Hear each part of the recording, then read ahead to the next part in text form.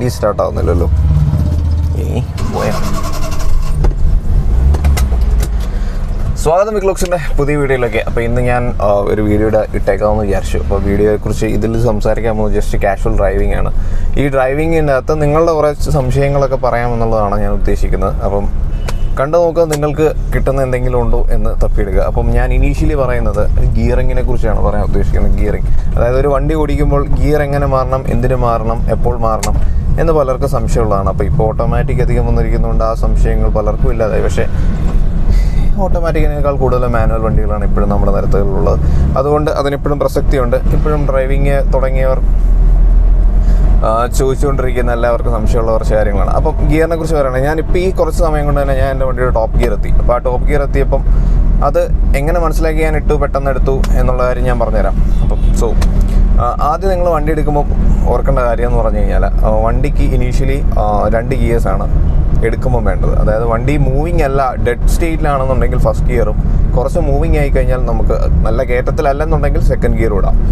അത് നിങ്ങൾ ചിന്തിച്ചോളൂ, അതിനകത്ത് യാതൊരു മാറ്റം. വണ്ടി മൂവിങ് ആണെന്നുണ്ടെങ്കിൽ നിങ്ങൾക്ക് സെക്കൻഡ് ഗിയർ ഇടാം, ഇറ്റ്സ് നോട്ട് എ പ്രോബ്ലം.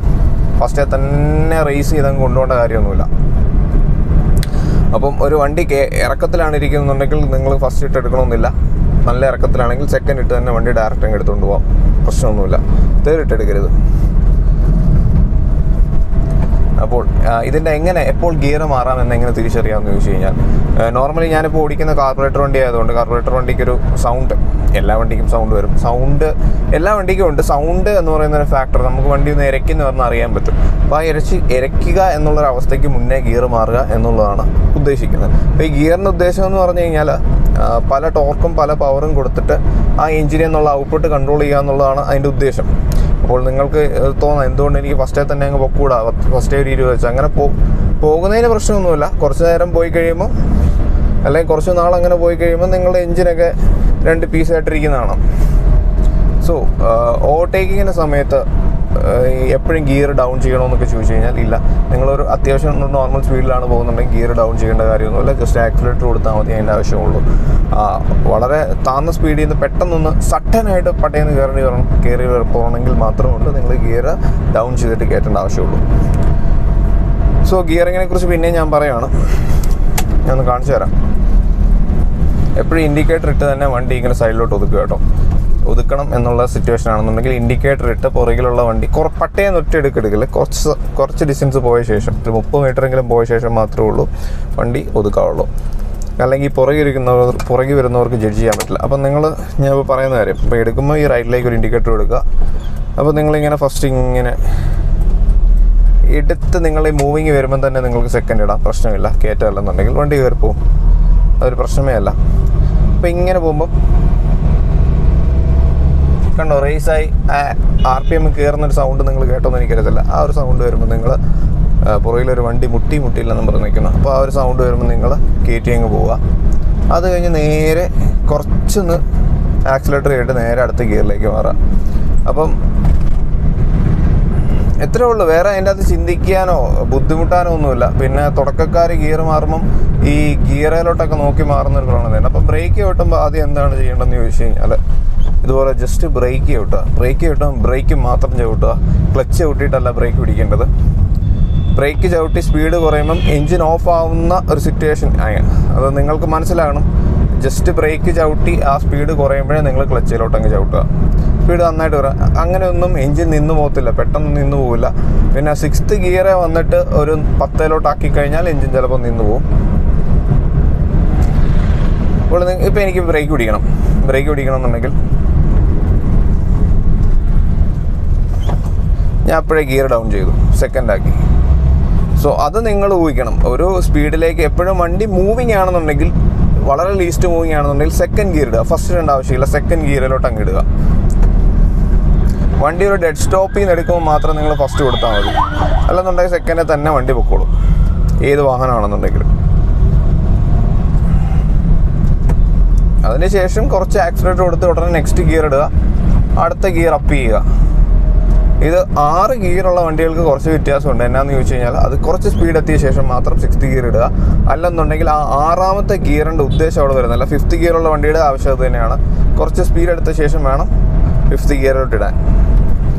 അല്ലെന്നുണ്ടെങ്കിൽ ആ 5th ഗിയറിൻ്റെ ഉദ്ദേശം എന്താണോ അത് കറക്റ്റ് കിട്ടില്ല. കാര്യം നമുക്ക് മൈലേജ് കൂടാനാണെങ്കിൽ അല്ലെങ്കിൽ ആ പെർഫോമൻസ് കിട്ടാനാണെന്നെങ്കിൽ ആ പെർഫോമൻസ് കിട്ടില്ല. 5th 6th ഗിയർ എന്നൊക്കെ പറഞ്ഞു കഴിഞ്ഞാൽ അത്യാവശ്യം സ്പീഡ് എടുത്തിട്ട് മാത്രം ഇടേണ്ട ഗിയേഴ്സാണ്.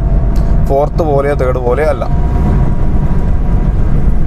അപ്പം അതാണ് എനിക്ക് ഗിയറിങ്ങിനെ കുറിച്ച്. നിങ്ങൾക്ക് കുറച്ച് പാടാണ്, വ്യക്തമായിട്ട് അത് കിട്ടാനായിട്ട് കുറച്ച് പാടാണ്. അത് നിങ്ങൾ ഓടിച്ച് തന്നെ മനസ്സിലാക്കുക. പക്ഷേ ഞാൻ ഈ പറഞ്ഞ കാര്യം ശ്രദ്ധിക്കും. വണ്ടി മൂവിങ് ആണെങ്കിൽ സെക്കൻഡ് തന്നെ ഇട്ടു, ഒന്നും പേടിക്കേണ്ട ആവശ്യമില്ല. പിന്നെ ഇതുപോലെ സിറ്റി ട്രാഫിക്സിൽ പോകുമ്പം എങ്ങനെ പോകണമെന്ന് ചോദിച്ചു കഴിഞ്ഞാൽ, ഒരു വണ്ടി ഫ്രണ്ടിലുണ്ടെങ്കിൽ അതിൻ്റെ നടുക്കൊരു വണ്ടിയും കൂടെ വെക്കാനുള്ള സ്പേസ് ഇട്ട് മാത്രമേ നിങ്ങൾ പോവുള്ളൂ. നിങ്ങളുടെ വണ്ടി എത്ര നല്ല ബ്രേക്കിംഗ് ഉള്ള വണ്ടിയാണെന്ന് പറഞ്ഞാലും ആ ഒരു സ്പേസ് ഇട്ട് തന്നെ പോവുക. അല്ലെന്നുണ്ടെങ്കിൽ എന്താണെന്ന് ചോദിച്ചു കഴിഞ്ഞാൽ ഇതൊക്കെ സഡനാണ്. ഫ്രണ്ടിൽ പോകുന്ന വണ്ടിയുടെ ഒരു ബ്രേക്കിംഗ് പെർഫോമൻസ് എന്ന് പറഞ്ഞാൽ അപാരമായിരിക്കും. ഇപ്പം എൻ്റെ 800നെ സംബന്ധിച്ച് ആ പോകുന്ന അമേസിൻ്റെ ഒരു ബ്രേക്കിംഗ് എന്ന് പറഞ്ഞാൽ അപാരമായിരിക്കും. അപ്പം എനിക്ക് അപ്പോൾ ഏത് വണ്ടിയാണെങ്കിലും എനിക്ക് ജസ്റ്റ് നമ്മുടെ ഒരു സെൻസാണ്. ഇതൊക്കെ ഒന്ന് പാളിയെ കഴിഞ്ഞാൽ ഒരു സെക്കൻഡ് കൊണ്ട് ആ വണ്ടിയെ ചെന്നിരിക്കും. അപ്പോൾ ഒരിക്കലും ഇങ്ങനെ ടെയിലെൻഡ് ചെയ്ത് പോകരുത്. നമ്മൾ പോകുമ്പോൾ എപ്പോഴും ആ നടുക്കൊരു കാർ വെക്കാവുന്ന സ്പേസ് വെച്ച് തന്നെ പോവുക. പിന്നെ എബൌട്ട് ജഡ്ജ്മെൻ്റ് എന്ന് പറയുകയാണെങ്കിൽ ഇങ്ങനെ ഒരു അത്യാവശ്യം നല്ല ട്രാഫിക്കുള്ള ഏരിയ അല്ലെങ്കിൽ ആൾക്കാരുള്ള ഏരിയ ആണെന്നുണ്ടെങ്കിൽ എപ്പോഴും നിങ്ങൾ ശ്രദ്ധിക്കേണ്ടത് ഈ ഫ്രണ്ടേ പോകുന്ന വണ്ടിയെ മാത്രമല്ല ശ്രദ്ധിക്കേണ്ടത്, 2 സൈഡിലും കൂടെ ഒന്ന് കണ്ണോടിക്കുക. അതായത് ഒരു വൈഡ് ആംഗിൾ വ്യൂവിൽ മാത്രമേ ഇങ്ങനെയുള്ള സ്ഥലങ്ങളിലൂടെ നിങ്ങൾ പോകുള്ളൂ. കാര്യം ഈ ഒരു പോകുന്ന വണ്ടിയും പോയിട്ട് ഒരാൾ ചാടാൻ ചിലപ്പോൾ നിൽപ്പുണ്ടായിരിക്കും, അല്ലെങ്കിൽ ഇതുപോലെ ഒരു ബൈക്ക് ചാടാൻ നിൽപ്പുണ്ടായിരിക്കും. അപ്പം അവർ എന്താണ് ഉദ്ദേശിക്കുന്നതെന്ന് മനസ്സിലാക്കി നോക്കിയിട്ട് മാത്രം നിങ്ങൾ വണ്ടി എടുക്കുക. ഫ്രണ്ടിൽ പോകുന്ന വണ്ടിയെ മാത്രം ഫോക്കസ് ചെയ്ത് പോകരുത്. ഒരു കാരണവശാലും ഫ്രണ്ടിൽ പോകുന്ന വണ്ടിയെ ഫോക്കസ് ചെയ്യുകയോ ചെയ്യരുത്. അങ്ങനെ ഫോക്കസ് ചെയ്ത് കഴിഞ്ഞാൽ നിങ്ങളൊരു വേറൊരു സ്റ്റേജിലേക്കായി പോകും. നിങ്ങൾക്ക് വേറൊന്നും കിട്ടാത്ത സ്റ്റേജിലേക്ക്. കണ്ടോ, ഇതുപോലെ ബസ്സൊക്കെ ചാടി വരും. ബസ്സൊക്കെ ചാടി വരുമ്പം പതുക്കെ ചവിട്ടി മാത്രം എടുത്താൽ മതി. വെപ്രാളം പിടിച്ചെടുക്കേണ്ട കാര്യമൊന്നുമില്ല. ആ വണ്ടിക്കും ബ്രേക്ക് ഉള്ളതാണ്.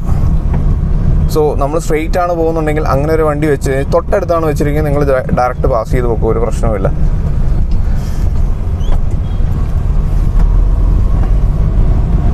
പിന്നെ എപ്പോഴും വണ്ടി ഓടിക്കുമ്പോൾ പേടിക്കേണ്ട ഒരു കാര്യം എന്ന് പറഞ്ഞാൽ ആൾക്കാരാണ്. വണ്ടികളെക്കാൾ കൂടുതൽ ആൾക്കാരാണ്. ആൾക്കാർ ശ്രദ്ധിക്കില്ല സത്യം പറഞ്ഞാൽ. അവരുടെ റോഡിൽ നിന്ന് ഇറങ്ങിയൊക്കെ നടക്കും. അപ്പം നടക്കുമ്പം അവരെ മുട്ടിയില്ല എന്ന് പറയുന്ന സ്റ്റേജിലേക്ക് പോകാറ്. കാര്യം ഈ ഇങ്ങനെ പോകുന്നവരൊക്കെ പെട്ടെന്ന് നിർത്തിയൊരു തിരിയും. എന്നിട്ട് ചിലപ്പോൾ വണ്ടിയുടെ സൈഡിൽ നിന്ന് തട്ടും. അപ്പം അങ്ങനെയുള്ള കാര്യങ്ങളൊക്കെ ശ്രദ്ധിക്കുക. ഇതുപോലുള്ള ഫാക്ടേഴ്സ് ശ്രദ്ധിക്കുക. അപ്പം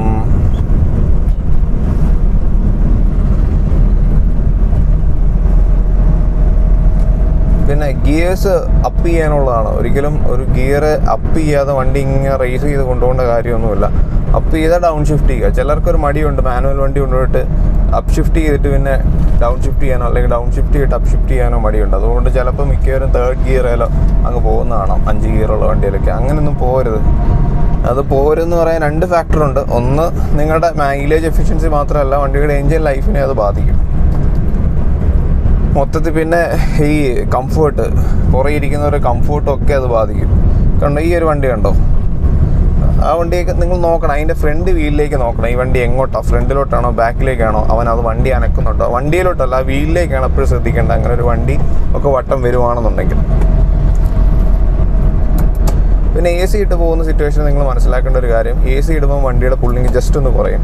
അപ്പം കുറച്ച് നിങ്ങൾ വിചാരിക്കുന്ന പോലെ വണ്ടി, ഇപ്പം നിങ്ങൾ ചിലപ്പം 3rd നേരത്തെ 60 കിലോമീറ്റർ സ്പീഡ് എടുത്ത പോലെ പെട്ടെന്ന് അത്ര സ്പീഡിൽ ചിലപ്പോൾ വരണമെന്നില്ല.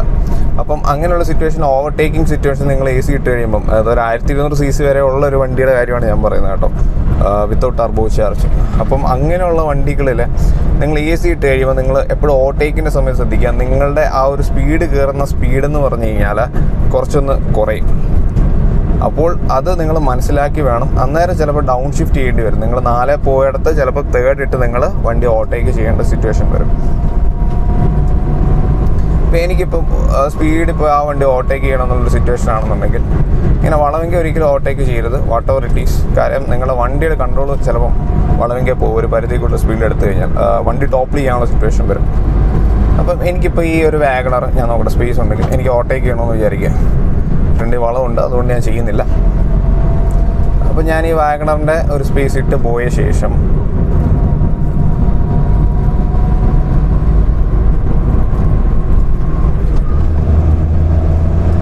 ഗിയർ ഡൗൺ ചെയ്ത് ആ വാഗണറിൻ്റെ ഒപ്പം എത്തിയ ശേഷം ഞാൻ അപ്പം തന്നെ ഗിയർ അപ്പ് ചെയ്തു. അപ്പ് ചെയ്ത് എന്തിനാന്ന് വെച്ചാൽ എഞ്ചിൻ്റെ സ്ട്രെയിൻ അത്രയും കുറയ്ക്കാനാണ്. ഫ്രണ്ടിൽ വണ്ടിയൊന്നും ഇല്ല എന്നുണ്ടെങ്കിൽ നിങ്ങൾക്ക് ഗിയർ അപ്പ് ചെയ്യാം. ഫ്രണ്ടിൽ വണ്ടി ഇങ്ങോട്ട് ക്രോസ് വരുന്നെന്നുണ്ടെങ്കിൽ അതേ ഗിയർ ഇട്ട് തന്നെ ആക്സിലറേറ്റർ ചെയ്ത് പോകണം. ഞാൻ വണ്ടി ഇല്ലാത്തതുകൊണ്ടാണ് അങ്ങനെ ചെയ്തത്.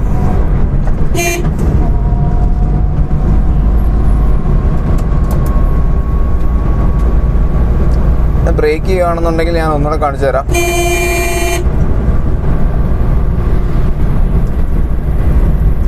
എനിക്കിപ്പോൾ ബ്രേക്ക് ചെയ്താൽ ലെഫ്റ്റിലോട്ട് എടുക്കണം.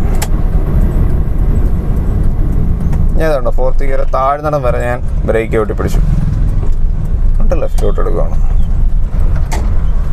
കണ്ടോ, മൂവിങ് ആണ്, അതുകൊണ്ട് മാത്രം ഞാൻ സെക്കൻഡ് ഇട്ടു. ഇനിയിപ്പം ഫസ്റ്റ് ഇട്ട് മാത്രമേ എടുക്കാൻ സാധിക്കത്തുള്ളൂ. ജസ്റ്റ് കുറച്ച് കാര്യങ്ങൾ പറഞ്ഞു തന്നേ ഉള്ളൂ. നിങ്ങൾക്ക് ഈ ഒരു ചെറിയ വീഡിയോയിൽ നിന്ന് എന്തെങ്കിലുമൊക്കെ കിട്ടിയെന്നുണ്ടെങ്കിൽ it's good, otherwise it's my bad. So നിങ്ങൾക്ക് ഈ ചെറിയൊരു വീഡിയോ ഇഷ്ടപ്പെട്ടു എന്ന് വിചാരിക്കുന്നു. വീണ്ടും ജസ്റ്റ് ഞാൻ കുറച്ച് നാളത്തെ ഒരു ഇടവേളയ്ക്ക് ശേഷം ഒരു വീഡിയോ ഇട്ടുവെന്നേ ഉള്ളൂ. അപ്പം ജസ്റ്റ് എന്താണ് ആ ബ്രേക്കിംഗ് ദ ഐസിന് വേണ്ടി ഇട്ടതാണ്. സോ ഇറ്റ്സ് മൈ വിനായക് ദുർബാനു signing out from week vlogs.